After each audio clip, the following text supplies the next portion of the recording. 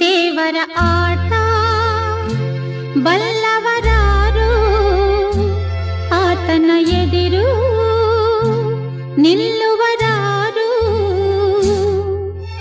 ಕೇಳದೆ ಸುಖವ ತರುವ, ಹೇಳದೆ ದುಃಖವ ಕೊಡುವ, ತನ್ನ ಮನದಂತೆ ಕುಣಿಸಿ ಆಡುವ ದೇವರ